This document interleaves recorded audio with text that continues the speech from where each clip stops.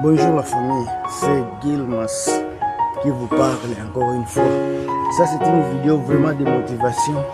Restez branchés jusqu'à la fin pour comprendre les motifs de la vidéo ici. Et surtout si tu n'es pas encore abonné, je sais que les Africains n'aident pas les Africains évolués. Tu ne vas pas t'abonner, je sais. Mais quand même si tu aimes le contenu, donnez-moi les j'aime, ça me fera du bien. Si tu as des commentaires à faire, donnez les commentaires, ça me fera du bien. Beaucoup d'Africains qui sont sur les réseaux sociaux nous donnent toujours les inconvénients de vivre au Canada. Ils vous disent que si je savais, je ne pourrais pas venir au Canada. Mais ces gens-là sont toujours ici.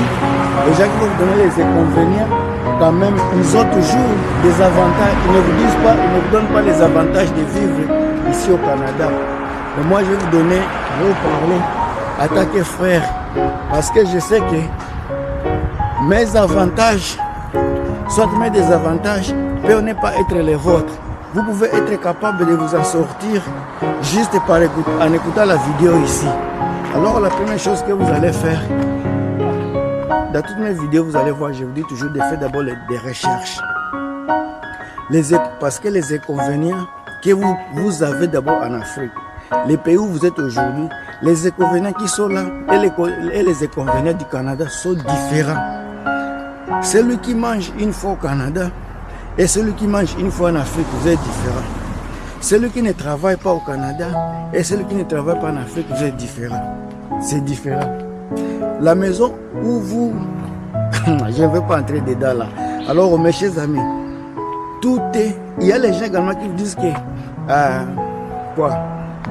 immigrer si c'est facile, dans des jours, il y a un programme ceci ou cela. Ce sont des mensonges. Il y a personne qui peut déménager, qui peut émigrer dans un pays dans 2 semaines. Il y a toujours des processus. Moi, je ne vous fais jamais des vidéos pareilles, juste pour vous faire, pour vous donner des espoirs inutiles. Mais je vous donne des espoirs quand même qui vous montrent que si vous arrivez ici, vous risquez de vous en sortir. Surtout si vous êtes encouragé. Encouragé, il ne peut jamais échouer ici en Occident. La première chose que je vais vous dire dans la vidéo ici, les inconvénients de l'Afrique, ce sont les avantages d'ici. Ça, c'est la vérité. Aïe. Les inconvénients africains, ça risque d'être les avantages d'ici.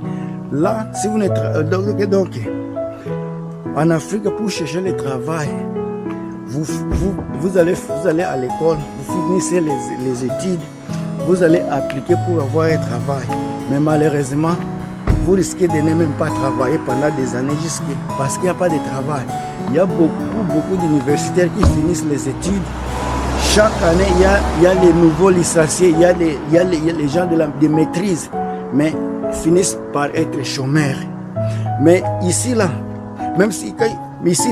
vous pouvez finir votre école, mais si ça ne marche pas dans les secteurs où vous êtes professionnalisé, vous pouvez changer votre métier et vous en sortir facilement. Ça, c'est quelque chose qui n'existe pas. Alors, si quelqu'un va vous donner les inconvénients, il faudra qu'il vous donne également comment subvenir à cet inconvénient-là, comment vous en sortir malgré les inconvénients pareils. Pour moi, selon moi, je pense que si vous êtes vraiment encouragé, vous comprenez les systèmes. Aujourd'hui, le monde n'est pas comme le monde des années 50. Les choses ont changé à cause de la technologie. Tout va être difficile. Il y aura des travaux qui vont finir. Par exemple, celui qui a fait l'histoire.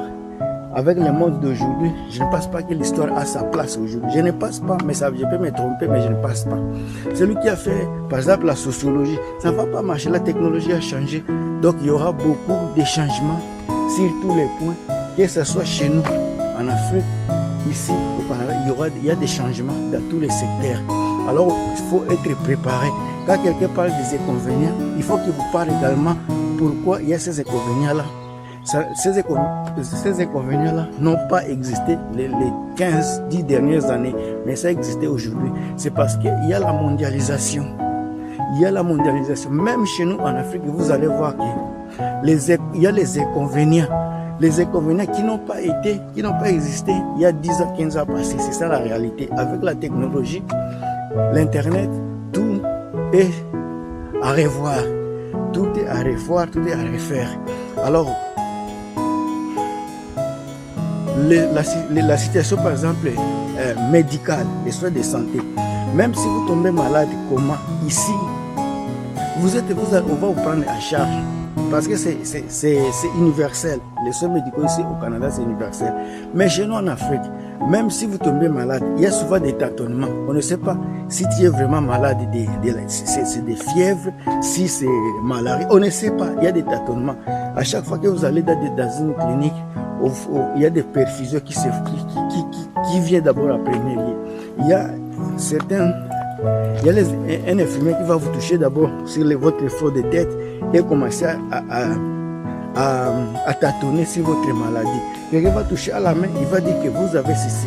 Mais pendant qu'ici, par exemple, là c'est l'inconvénient en Afrique, mais l'avantage d'ici, quand vous butez dans de telles circonstances, dans de telles maladies, vous allez voir que les médecins, il y a des équipements médicaux. Je ne dis pas que les équipements là sont parfaits, sont vraiment au point, mais il y a les équipements qui peuvent vous aider à vous soigner. Il y a des maladies qui sont en Afrique qui n'existent plus ici. Depuis que je suis ici, plus de 20 ans, je ne suis jamais tombé malade. Oh, il y a des fièvres typhoïdes, des maladies, il n'y en a pas. Même s'il y a des petits moustiques, il y a des fois il y a des moustiques ici quand vous allez dans la forêt, il y a des moustiques, même si les moustiques te piquent, il n'y a pas, vous n'allez pas tomber vraiment, il n'y aura pas de maladies, il n'y a pas de maladies. Donc il y a des choses qui sont déjà dépassées, il y a des choses qui sont devenues anciennes ici, qui là-bas sont toujours les choses qui sont encore nouveaux. Alors, pour ne pas être long dans la vidéo ici, je vais vous dire ceci, il faut toujours essayer de venir ici. Pour venir ici, je pense que vous n'avez pas besoin d'aller chez un agent d'immigration qui n'est pas reconnu par le gouvernement. C'est ce que je vais vous dire. Faites des recherches. Si vous lisez, vous allez sur le site internet des gouvernements du Canada, ça va vous donner beaucoup de détails. Tous les détails possibles, ça est sur les réseaux, sur l'internet, là, sur le site internet. Vous vous embrouillez inutilement à aller payer vos argents à des personnes qui vont également aller lire sur le site internet là et vous dire ce qu'ils font. Parce qu'ils n'ont pas d'autres sources d'informations si ce n'est pas sur les points là. Et malheureusement, les gens qui écoutent mes vidéos, je les ai toujours dit quoi faire. Mais vous avez tendance à ne pas écouter, à dépasser toujours vos argents à ces agences d'immigration. Ce qui n'est pas mal puisque c'est un choix personnel, c'est un choix que vous allez faire. Mais je sais que dans la vidéo ici, je vous encourage, malgré qu'il y a les inconvénients, les inconvénients africains sont différents des inconvénients occidentaux. Prenez vos risques. Les inconvénients qui sont ici sont à moins risque. Le risque de ces inconvénients-là est vraiment petit.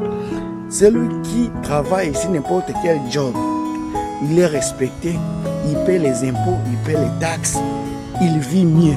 Mais celui qui est en Afrique, un petit travail où tu vas aller par jour, on te donne 5 $ par jour.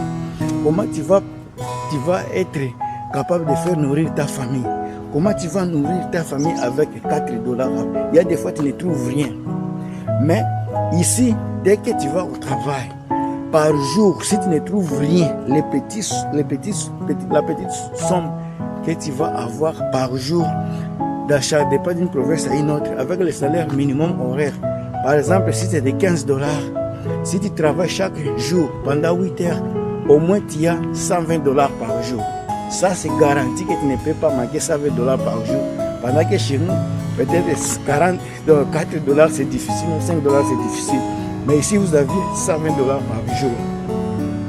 Ça, c'est salaire minimum si vous payez 15 $. Mais si, imaginez-vous si vous payez 25 $. Si vous avez 30 $, si vous avez 30 $, cela dit directement que vous aurez 240 $. 240 $ directement comme ça. Vous voyez, c'est ce qui est difficile. Même si au dessus les inconvénients, vous allez trouver les petits jobs.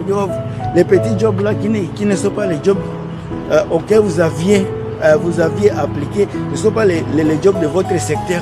Mais ces jobs-là sont capables de vous payer les loyers. Les jobs-là sont capables de vous maintenir, votre équilibre financier. Ce sont des jobs pareils que moi j'ai toujours parlé d'ici. Quand je parle de jobs pareils, je sais qu'il y a certaines personnes au Congo, quand ils arrivent ici avec des diplômes, des fois leurs diplômes ne sont pas reconnus. On ne reconnaît pas vos diplômes. Alors la seule façon, ça le seul moyen de vous ressaisir, de vous retenir, de vous maintenir socialement, économiquement, c'est de prendre des petits jobs pareils. Parce que les petits jobs là, ça ne va pas vous mentir. Les petits jobs là vont vous donner des sourires. Les petits jobs là vont payer vos factures. Ça va vous aider même à avoir l'argent dans votre pays d'origine.